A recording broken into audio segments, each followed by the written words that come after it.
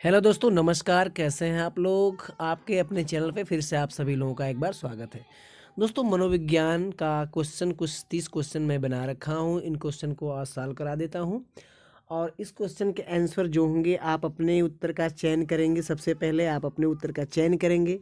आप अपने आप को जांच सकते हो आप कितना सही कर सकते हो, और इसमें बहुत बहुत अच्छे से अच्छे क्वेश्चन मैंने इसमें डाल रखे हैं। ठीक है, पहला क्वेश्चन देख लीजिए, आपकी स्क्रीन पर है।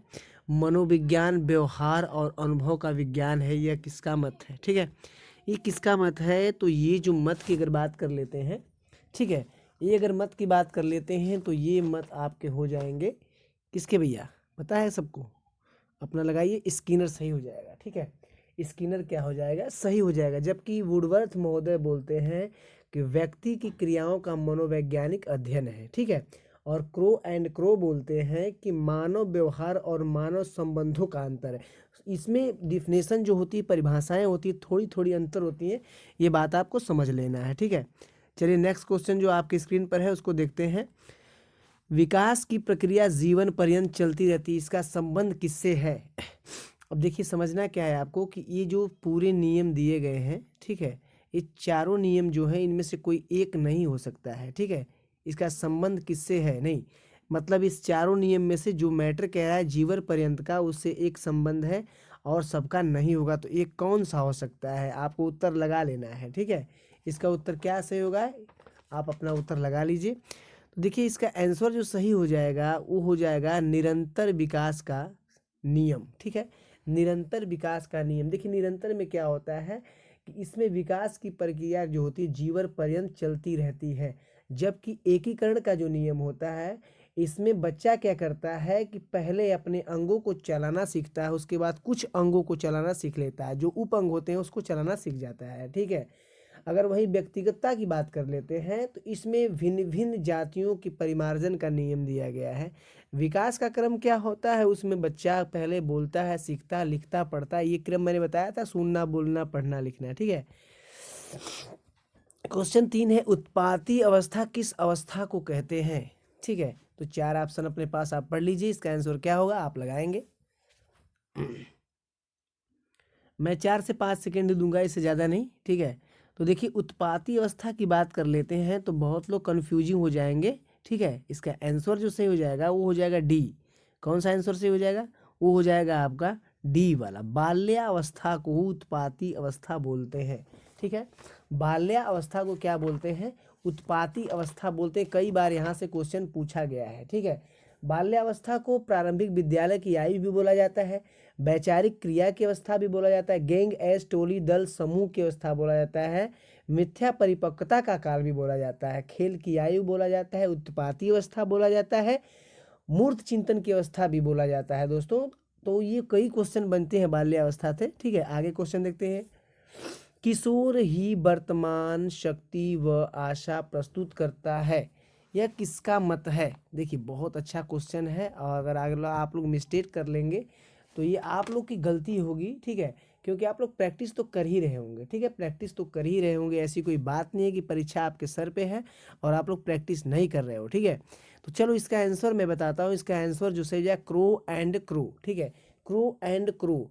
और देखिए, इसमें अगर बात कर लेते हैं कुल्हड़ महोदय, तो ये वो कुल्हड़ महोदय जो है ये बोले थे कि बाल्यावस्था प्रौढ़ावस्था के मध्य अत्यधिक परिवर्तन और संक्रमण काल बोला गया था। कुल्हड़ महोदय बोले थे। काल्सनिक महोदय बोले थे कि भाई पौधों को मार्ग में बाधा समझा जाता है। ठीक है, तो ऐसे क्वेश्चन कई बनते हैं और आप लोग मिस्टेक नहीं करना भैया। ठीक है, और ये वैलेंटाइन की बात करते हैं तो किशोरावस्था जो अपराध का नाजुक अवस्था बोला गया था। आगे देख लो, निम्न में से किस सिद्धांत को पुनर्बलन का सिद्धांत भी कहते हैं? निम्न में से किस सिद्धांत को पुनर्बलन का सिद्धांत कहते हैं? बहुत बच्चे मिस्टेक कर गए। ठीक है, बहुत बच्चे मिस्टेक कर सकते हैं, आराम से पढ़ लो, कोई दिक्कत नहीं है। ठीक है, अपनी कोचिंग है, कोई समस्या नहीं है, कोचिंग न्यू है फिर भी, लेकिन मैटर्स आपको अच्छे मिल जाएंगे।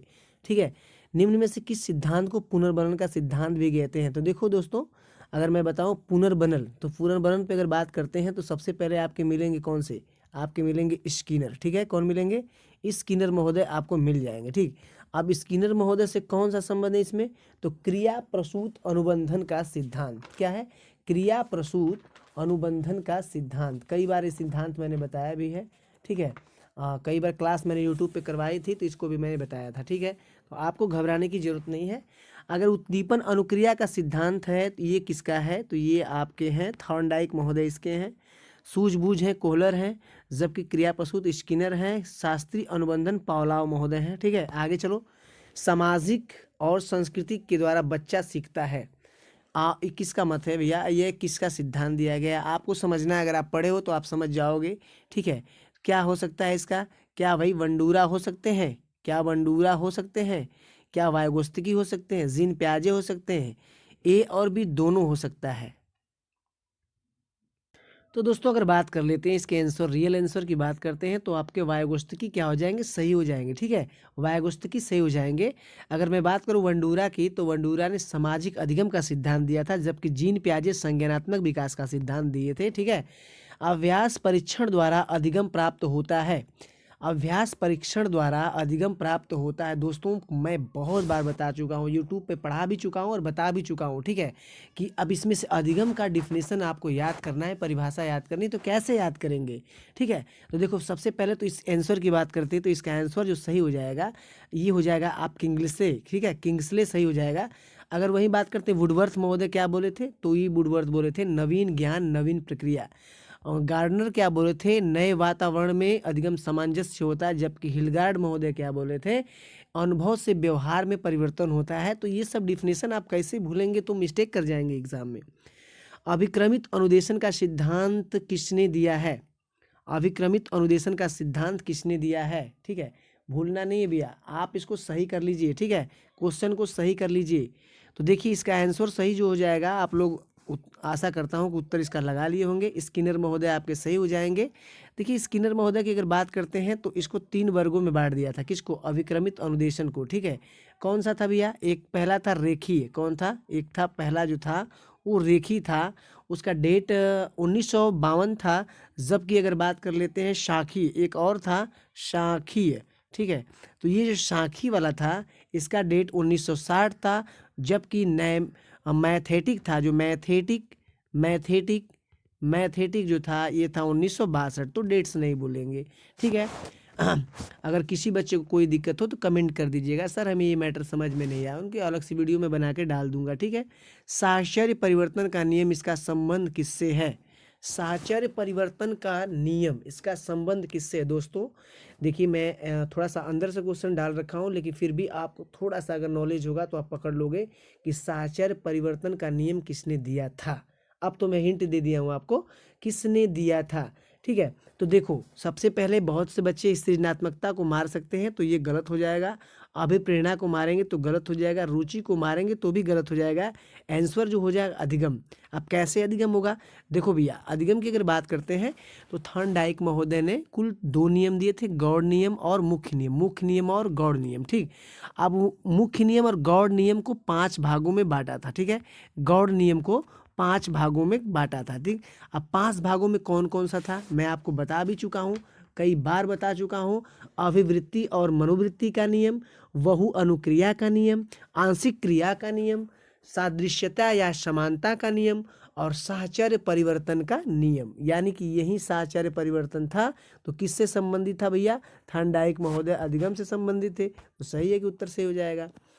अनुकरणीय अधिगम का सिद्धांत किसने दिया है, देखो भैया आप लोग बार बार क्या करते हो कि जो हाईलाइटेड उसी को याद करते हो, और एक अगर मनोवैज्ञानिक कोई तथ्य दिया है तो उसके अंदर भी बहुत से तथ्य होते हैं, ठीक, और वहीं से क्वेश्चन बनाया गया है। अनुकरणीय अधिगम का सिद्धांत, अब देखो इसको मॉडलिंग अधिगम का सिद्धांत भी बोलते हैं, ठीक है, क्या बोलते हैं, इसको मॉडलिंग अधिगम का सिद्धांत भी बोलते हैं, ठीक है। मॉडलिंग अधिगम का सिद्धांत, प्रेक्षणात्मक अधिगम का सिद्धांत, ठीक है, प्रेक्षणात्मक अधिगम का सिद्धांत कई नामों से जाना जाता है। तो अब जान जाएंगे आप लोग कि कौन से व्यक्ति हो सकते हैं, तो उन व्यक्ति का नाम जो है वंडूरा है, क्या है, वंडूरा, यानी कि ऑप्शन नंबर सी, ठीक है। उत्तल वक्र को किस नाम से जानते हैं? देखिए भैया, वक्र का तो क्वेश्चन आ गया, ठीक है, वक्र का क्वेश्चन आ गया, आप लोग मिस्टेक नहीं करेंगे, वक्र से नोट कर लीजिएगा, हर परीक्षाओं में क्वेश्चन आ रहे हैं, ठीक है। और मेरा यही काम है कि मैं आपको एकाग्र करूं, परीक्षा के लिए तैयार करूं, ठीक है। वैसे तो आप बहुत से चैनल देख रहे होंगे, लेकिन मैं आपको गारंटी देता हूं कि जो भी आपको ऑथेंटिक यहाँ से मिलेगा, परफेक्ट मिलेगा। बस आपको स्क्रीनशॉट लेना है, जो क्वेश्चन समझ में नहीं आता है स्क्रीनशॉट उसका ले लीजिएगा, ठीक है। तो देखिए, उत्तल वक्र को किस नाम से जाना जाता है? तो पहले इसका आंसर मैं बताता हूँ, ये होता है नतोदर वक्र, ठीक है। कौन सा होता है? ये होता है सॉरी, उनतोदर वक्र होता है, उनतोदर वक्र होता है। और इसमें होता क्या है कि इसमें जो सीखने की गति होती है, पहले क्या होती है, शुरू में तेज होती है, शुरू में तेज होती है, बाद में क्या होती है, धीमी हो जाती है। जबकि अगर वहीं इसकी बात कर लेते हैं तो इसकी क्या होती है, शुरू में क्या होती है, गति धीमी होती है और बाद में तेज होती है। इसको कई नामों से जानते हैं, जैसे नतोदर वक्र को कई नामों से जानते हैं।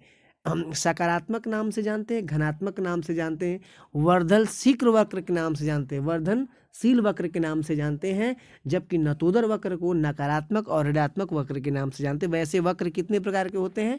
टोटल 4 प्रकार के होते हैं, ये आप नहीं भूलेंगे। सरल रेखी वक्र, नतोदर वक्र, उनतोदर वक्र और मिश्रित वक्र, ठीक है। आगे देखते हैं। अधिगम पठार को छेदित प्रसार कहा जाता है। दोस्तों एक रिक्वेस्ट है आपसे, चैनल को सब्सक्राइब लाइक कर लीजिए, ये आपके ऊपर है, ठीक है। ये मैंने अपनी पिक लगा रखी है, इसलिए रखा रखी है, तब से हमारा चैनल को आप पहचान सकते हो, क्योंकि मैं कोई भी वीडियो बनाता हूँ तो एक फ़ोटो में लगा रखा हूँ, ठीक है। तो सब्सक्राइब कर लीजिए चैनल को, अगर पहली बार आप हैं तो सब्सक्राइब करिए, कोई टेंशन नहीं, कोई टेंशन नहीं आपको, ठीक है। मैं आपको पास कराऊँगा, ठीक है। आपका एग्ज़ाम मैं क्वालिफाई कराऊँगा मनोविज्ञान से, तो आपको 25 से ऊपर ही आने हैं। अधिगम पठार को क्षैतिज प्रसार कहा जाता है, ठीक है। अब देखो भैया, अब क्षैतिज प्रसार का क्या मतलब, इसको मैंने कई बार यूट्यूब पे पढ़ा चुका हूँ, इसको ट्रिक के माध्यम से, ठीक है। और इसका आंसर जो सही हो जाएगा स्किनर, ठीक है। कौन हो जाएगा? स्किनर आपका सही हो जाएगा, स्किनर आपका सही हो जाएगा। रास महोदय का क्या है? रास महोदय का आगे डिफिनेशन आ रहा है, इनमें से गलत मिलान का चयन करें। अब देखो भैया, अब सबसे पहली बात क्या है, आपको पढ़ना है संवेग, ठीक है। संवेग जब आप पढ़ोगे तो उसमें आपको मिल जाएगा, ठीक है, उसमें आपको मिल जाएगा कि संवेग क्या होता है। तो संवेग जो दिया गया है आपके सामने, ये क्रोध क्या है, एक क्रोध एक संवेग है, ठीक है, क्रोध एक संवेग है। अब आपको गलत मिलान करना है, तो ये मिलान आपका क्या है भैया, ये मिलान आपका क्रोध वाला जो है आपका सही है, कष्ट सही है, श्रेष्ठ की भावना सही है, लेकिन मिस्टेक आपका यही वाला है, ठीक है। कौन सा?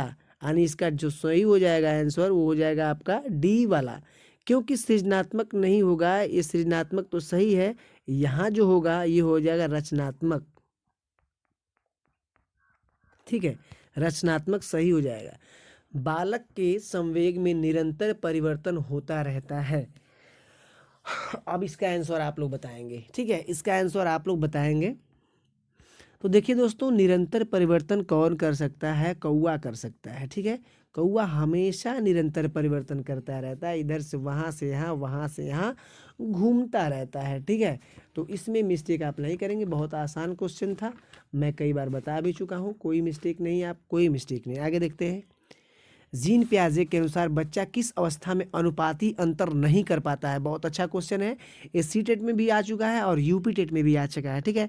पहली अवस्था, दूसरी, तीसरी और चौथी, इस चारों अवस्था में कौन सा आंसर होगा?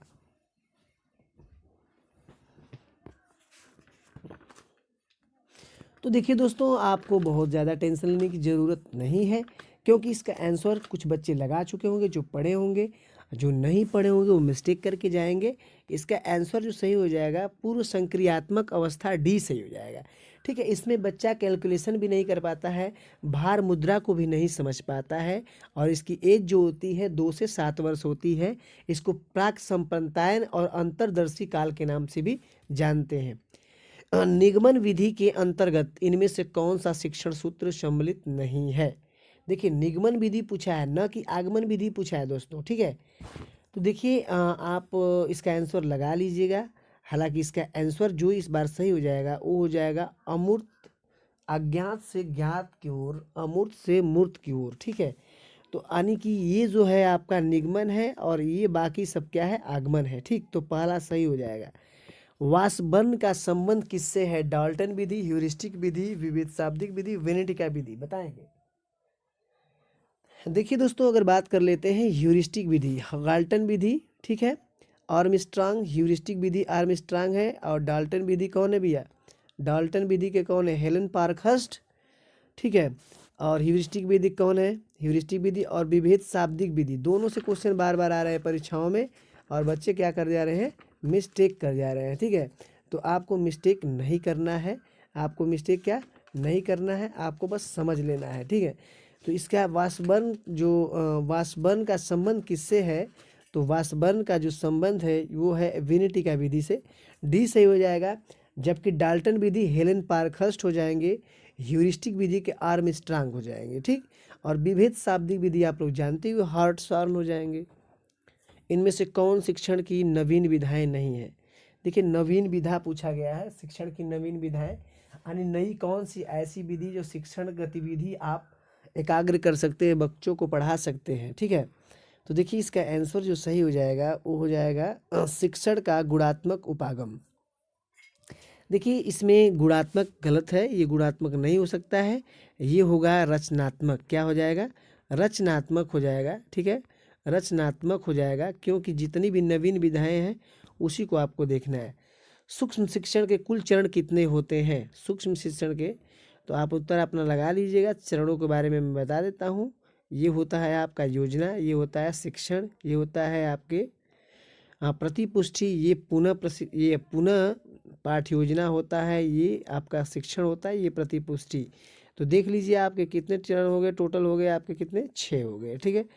तो सूक्ष्म शिक्षण के 6 चरण होते हैं। भारत में सूक्ष्म शिक्षण का प्रयोग सर्वप्रथम इलाहाबाद में डी तिवारी ने कब किया था? देखिए, बहुत अच्छा क्वेश्चन है, ठीक। और यही क्वेश्चन क्या करते हैं आप लोग? मिस्टेक करके चले आते हैं परीक्षाओं में। तो ऐसा नहीं करना है, आज आपको क्लियर कर लिया जाएगा कि इसमें से क्या सही हो सकता है, इसमें से क्या सही हो सकता है। तो देखिए, डी तिवारी की अगर बात करते हैं तो इसका सन जो सही हो जाएगा वो हो जाएगा आपका 1967, ठीक है, 1967, ठीक है। तो ये पॉइंट आप नहीं भूलेंगे। वैसे 6 सोपान के स्तर पर सूक्ष्म शिक्षण 36 मिनट के लिए होता है। कितना? 36 मिनट के लिए होता है। और इसके जनक जो हैं DLN हैं। प्रथम प्रयोग कहाँ हुआ था? तो स्टैनफोर्ड विश्वविद्यालय, अमेरिका में जो पड़ता है। इनमें कौन सा शिक्षण कौशल सम्मिलित नहीं है? इनमें से कौन सा शिक्षण कौशल सम्मिलित नहीं है? प्रस्तावना कौशल, प्रश्न निर्माण कौशल, उत्तर निर्माण कौशल, व्याख्यान कौशल। भैया, तो आपका डी सही हो जाएगा, ठीक है, डी सही हो जाएगा। इनमें से कौन सा शिक्षण? देखिए, शिक्षण की बात करें, आप सभी बच्चों को मैं कहना चाहता हूं, जो बच्चे इन वीडियो को देख रहे हैं, कुछ क्वेश्चन समझ में नहीं आ रहे होंगे, ठीक है, तो उनको करना क्या है कि इस नंबर पे आपको क्या करना है, कि इस नंबर पे आपको क्या करना है? व्हाट्सअप करना है, ठीक है, व्हाट्सअप करना है। और व्हाट्सअप जैसे ही आप करते हो, इस पे 46 लास्ट में है, उस पे आप करोगे तो आपको ये इसके नोट्स प्रोवाइड कर दिया जाएगा। मनोविज्ञान की प्रथम प्रयोगशाला किसने स्थापित की है? मनोविज्ञान की प्रथम प्रयोगशाला किसने स्थापित की है? बहुत बहुत अच्छा क्वेश्चन है। मिस्टेक तो आप नहीं करेंगे, पूरा विश्वास, पूरा उम्मीद है मुझे कि आप मिस्टेक नहीं करेंगे, ठीक है। तो आशा करता हूँ कि आप सभी लोग लगा लिए होंगे। इसका आंसर जो सही हो जाएगा, प्रथम प्रयोगशाला जो किए थे वो थे विलियम वुंड, ठीक है, विलियम वुंड थे। और डेट क्वेश्चन पूछा गया तो 1800 क्या था भैया? 1879 में, ठीक है, 1879 में। और विलियम जेम्स जो थे वो आपके क्या किए थे? 1890 में, ठीक है, 1890 में। ये द्वितीय प्रयोगशाला थी, ये प्रथम प्रयोगशाला थी। और ये प्रयोगशाला कहाँ थी? जर्मनी में थी। और ये वाली कहाँ थी? इंग्लैंड में थी। तो ये विलियम जेम्स के लिए थी। 1800 क्या था? 90 था। आगे देखते हैं, थ्योरी ऑफ लर्निंग। देखिए, बहुत अच्छा क्वेश्चन आ गया। थ्योरी ऑफ लर्निंग किसकी पुस्तक है? पुस्तकों से क्वेश्चन बार बार आ रहा है और आप लोग मिस्टेक करते जा रहे हो, तो ऐसा नहीं करना है भैया, आप लोग को ऐसा नहीं करना है, ठीक है। तो थ्योरी ऑफ लर्निंग जो पुस्तक है ये है आपके हमारे हिलगार्ड महोदय, ठीक है, हिलगार्ड महोदय का है, आप लोग नहीं भूलेंगे, ठीक, हिलगार्ड महोदय का आप लोग नहीं भूलेंगे। आगे देखते हैं, जब एक निरयोग बच्चा पहली बार विद्यालय आता है तो शिक्षक को क्या करना चाहिए? ठीक है, उन्हें अन्य विद्यार्थियों से अलग करना चाहिए, ये तो पहले ही गलत हो जाएगा। सरकारी योजना विकसित करने के लिए बच्चे के माता पिता के साथ चर्चा करनी चाहिए, ठीक है। और उसके बाद जो है प्रवेश परीक्षा लेनी चाहिए, ये तो गलत है। बच्चे की निर्योग्यता के अनुसार उसे विशेष विद्यालय में भेजने का प्रस्ताव देना चाहिए। देखिए ये दोनों क्वेश्चन जो है आपका, ये हमारे हिसाब से दोनों क्वेश्चन आपका सही होना चाहिए, ठीक है। लेकिन सीटेट का लेवल का क्वेश्चन मैं डाल रखा हूँ, इसमें से अब उत्तर क्या होगा? दो क्वेश्चन फंस गया। सरकारी योजना विकसित करने के लिए बच्चे के माता पिता से साथ, देखिए अब सरकार विद्यालय में जब बच्चा पढ़ेगा तो उसको सरकारी लेन देन से या सरकारी योजना से कोई मतलब नहीं होता है, ठीक है। उसको उससे मतलब नहीं होता है कि बच्चा को कैसे देना है, क्या करना है, लेना है, पढ़ाना, ये मतलब नहीं है। अगर बच्चा अधिक निर्योग्यता है, ठीक है, बच्चा अधिक निर्योग्यता है तो उसके अनुसार विद्यालय में भेजने का प्रस्ताव, यानी कि बच्चे की नियोग्यता के अनुसार उसे विशेष विद्यालय में भेजने की प्रस्ताव देना चाहिए। तो हमारे हिसाब से आपका डी सही होगा, डी ही सही है, ठीक है। आगे देखते हैं। कक्षा में दो विद्यार्थी प्रश्न पूछते हैं, ठीक है। तो कक्षा में दो विद्यार्थी प्रश्न पूछते हैं, उन्हें कक्षा के बाद शिक्षक से मिलने की सलाह दी जाए, कक्षा में भाग लेने के लिए प्रोत्साहित किया जाना चाहिए, लगातार प्रश्न पूछने के लिए प्रोत्साहित करना चाहिए, स्वतंत्र रूप से उत्तर ढूंढने के लिए प्रोत्साहित करना चाहिए, ठीक है। अब बताइए भैया इसमें से क्या सही हो सकता है? इसमें से क्या सही हो सकता है? तो देखिए लगातार प्रश्न पूछने के लिए प्रोत्साहित करना चाहिए, ये आपका आंसर जो है सही हो सकता है, ठीक है। और रहेगी पहले की बात, तो पहला तो आपका ऐसे ही गलत हो जाएगा। बच रहे तीन, कक्षा में भाग लेने के लिए प्रोत्साहित किया जाना चाहिए, तो ये कक्षा में भाग लेने से कोई मतलब यहाँ नहीं है। स्वतंत्र रूप से उत्तर ढूंढने के लिए प्रोत्साहित करना चाहिए, ये कोई मतलब नहीं है। लगातार प्रश्न पूछने के लिए प्रोत्साहित करना चाहिए कि बच्चा और भी प्रश्न जानते हो तो पूछ सकते हो, मैं बता सकता हूँ, ठीक है। तो सी हो जाएगा। सीखने के वक्र अभ्यास द्वारा सीखने की मात्रा, गति और उन्नति की सीमा, ग्राफ पर प्रदर्शन, भैया ग्राफ आ गए तो आपके आ गए गेट्स, ठीक है। ग्राफ से गेट्स हो जाएगा। अधिगम का बंद सिद्धांत किसने दिया है? ठीक है, अधिगम का बंद क्या हो गया भैया? ये हमारा हो गया अधिगम, ठीक है, अधिगम। और इस अधिगम को क्या कर दिया? बंद कर दिया। और बीच में क्या हो गई? बिल्ली। और महोदय कौन हो गए? थार्नडाइक। तो ऐसे याद कर लो। आगे देखते हैं। मिथ्या परिपक्वता का काल किसको बोला जाता है? तो देखो इजी क्वेश्चन था। मिथ्या परिपक्वता का काल जो है बाल्यावस्था को बोला जाता है, ठीक है। जबकि वय संधि का काल संबंध किससे होता है? वय संधि का काल, तो इसमें कंफ्यूजिंग आपको हो सकती है। वीडियो का यूज करके आप देख सकते हो आंसर क्या होगा। वैसे इसका आंसर जो सही हो जाएगा, किशोरा और बाल्यावस्था के बीच का काल, यानी कि बाल्यावस्था से जैसे ही बालक किशोरावस्था में कन्वर्ट करता है, ठीक, तो वह संधि कहलाती है। लास्ट क्वेश्चन, किसका संबंध किसका संबंध शैशवावस्था से है? खेल की आयु से है, ठीक है भैया। क्या है? खेल की आयु से है, खिलौने की आयु से है, ठीक। जीवन का अनोखा काल, ये तो एकदम गलत है। खिलौने का अनोखा काल ये भी गलत है, यानी कि आपका आंसर सही हो जाएगा कौन सा? बी, ठीक। तो ये आपके क्वेश्चन पूरे क्लियर होते हैं। अब आपको मैं एक बात बता देता हूँ, आप क्या करना है, आपको सीधे सीधे इस नंबर पे, किस नंबर पे? इस नंबर पे, मैं बताता हूँ कौन सा नंबर है। इस नंबर पे आपको फ़ोन करना है, ठीक है। इस नंबर पे आपको फ़ोन करना है। मेरे पास बहुत से पीडीएफ है, मैं आपको फ्री दूंगा, कोई पैसे चार्ज नहीं लग जाएंगे, ये बात नोट कर लीजिएगा। पूरे उत्तर प्रदेश में आप किसी भी ज़िले से हो, ठीक है, आप सभी लोग को कहना चाहता हूँ कि आपको मैं इसके नोट्स भेज दूंगा, आप व्हाट्सएप पे भी मैसेज कर दीजिएगा, ठीक है। वैसे फ़िलहाल नई कोचिंग्स है, लेकिन आपका सहयोग रहेगा तो ये चैनल बढ़ सकता है, ठीक है। चलिए, वीडियो अच्छा लगता है लाइक सब्सक्राइब शेयर कर लीजिए। अगली वीडियो मिलते हैं। Thank you.